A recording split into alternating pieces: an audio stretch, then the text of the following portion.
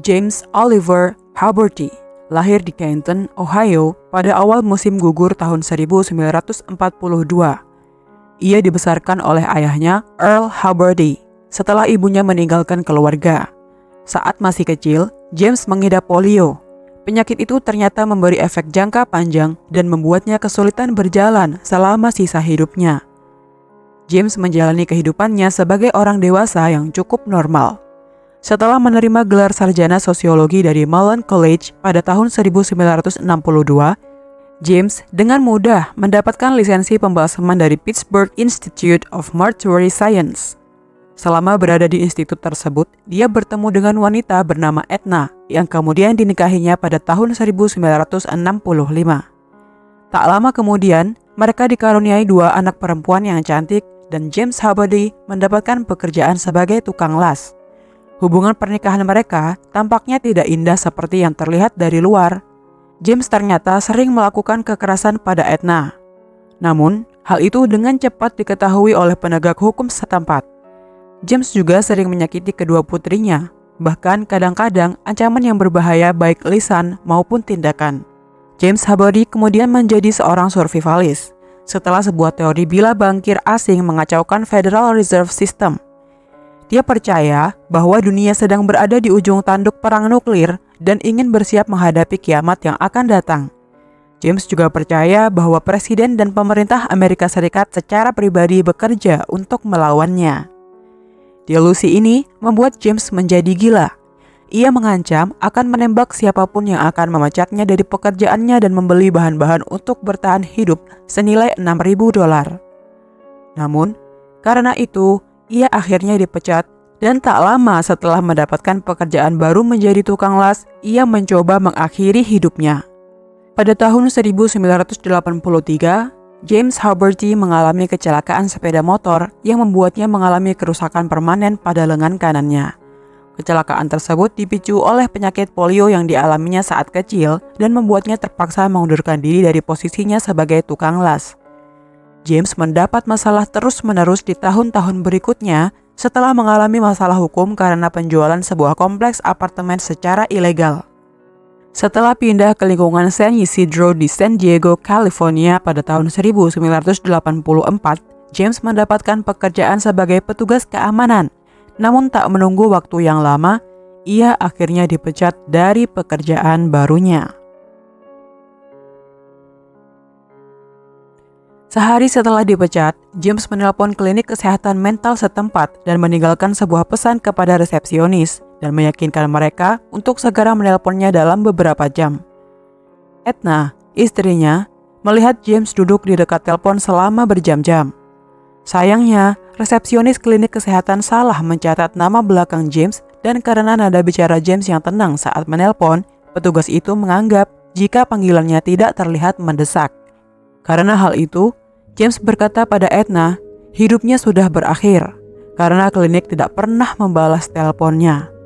Besoknya di tanggal 18 Juli 1984, James mengajak istri dan anak perempuannya ke kebun binatang San Diego lalu menuju ke restoran McDonald's untuk makan siang. Ketika mereka kembali, James mengenakan celana panjang loreng hijau dan kaos merah marun, memegang senjata dan pergi sambil mengatakan pada istrinya bahwa ia akan berburu manusia. Sesaat sebelum pergi, dia menatap putri sulungnya, Zelia Haberty, dan berkata, "Selamat tinggal putriku, aku tidak akan kembali." James Haberty mengunjungi toko kelontong dan kantor pos sebelum memutuskan lokasi untuk melakukan aksinya, yaitu McDonald's San Isidro. Orang-orang segera menghubungi polisi setelah melihat James berjalan menyusuri San Diego Boulevard dengan senjata yang dipamerkan di depan mata. Namun sayangnya, orang-orang tak memberikan alamat yang benar pada polisi. Pada pukul 15.40, James masuk ke dalam restoran McDonald's di San Isidro Boulevard dan meminta semua pengunjung untuk tiarap dan berbaring di lantai. Dia kemudian memulai aksi penembakan yang membabi buta dan menewaskan 21 orang dalam prosesnya serta melukai 19 orang lainnya. Saat aksinya, James terlihat minum minuman ringan dan mendengarkan musik rock di radio portable, menari-nari sambil menembaki dan menghabisi para korban tanpa pandang bulu. Petugas polisi yang tiba pertama pada pukul 16:07 di tempat kejadian adalah petugas patroli. Ia datang karena lokasi tersebut terlihat seperti terjadi sebuah kecelakaan. Ketika petugas Miguel Rosario hendak membuka pintu mobil, James berjalan keluar dari restoran dan mulai menembak ke arahnya. Ia sampai memecahkan kaca depan mobilnya sampai membuat sirinenya berbunyi. Rosario tidak membalas tembakan, namun langsung memanggil tim SWAT. Ketika tim SWAT tiba, mereka memblokir area di sekitar McDonald's. Charles Foster, yang juga dipanggil Chuck Foster, adalah seorang penembak jitu dari SWAT. Foster mengambil posisi di kantor pos yang terletak di sebuah selatan McDonald's. Pada pukul 17:16, Foster membidik James Haberty yang berdiri di dekat konter layanan di dalam restoran. Foster melepaskan satu tembakan yang mengenai James tepat di jantungnya dan membuatnya tewas seketika.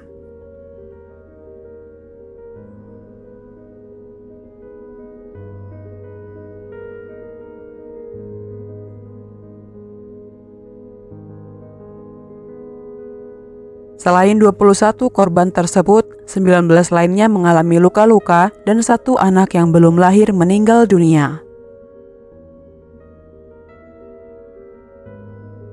Setelah insiden tersebut, McDonald's diubah menjadi pusat pendidikan untuk Southwestern Community College. Pada pusat pendidikan yang baru ini, terdapat tugu peringatan untuk para korban pembantaian. Kepolisian San Diego meningkatkan jumlah pelatihan untuk unit khusus dan memberikan senjata api dengan kekuatan yang lebih tinggi kepada para petugas.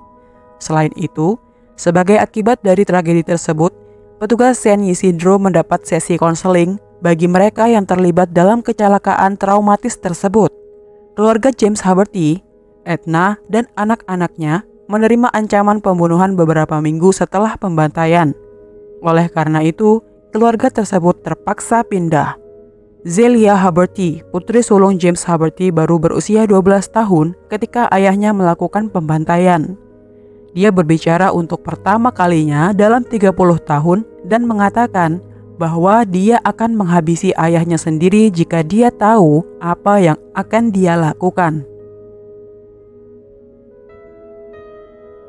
Akibat tindakannya, James Haberty bertanggung jawab atas penembakan massal paling mematikan ke-8 yang dilakukan hanya dengan satu pelaku di dunia. Pada saat itu, ini adalah pembunuhan massal terburuk yang dilakukan oleh seorang pria bersenjata. Selama 77 menit pembantaian, James menembakkan 257 peluru. Karena jumlah korban yang banyak, San Isidro Civic Center harus digunakan untuk menyelenggarakan pemakaman semua korban. Keluarga korban berusaha untuk menuntut McDonald's namun tidak berhasil. Istri James, Edna Haberty, juga berusaha menuntut McDonald's, mengklaim bahwa nugget ayam mereka yang menyebabkan suaminya mengalami delusi dan kemarahan yang menggebu-gebu. Pihak keluarga menyatakan bila James Haberty sering memakan nugget ayam tersebut, termasuk pada hari kejadian. Namun, gugatan tersebut ditolak pada tahun 1987.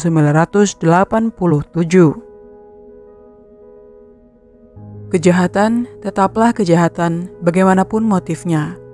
Semua perbuatan mereka hanya berujung dengan penyesalan. Semoga kalian bisa mengambil hikmahnya ya, teman-teman.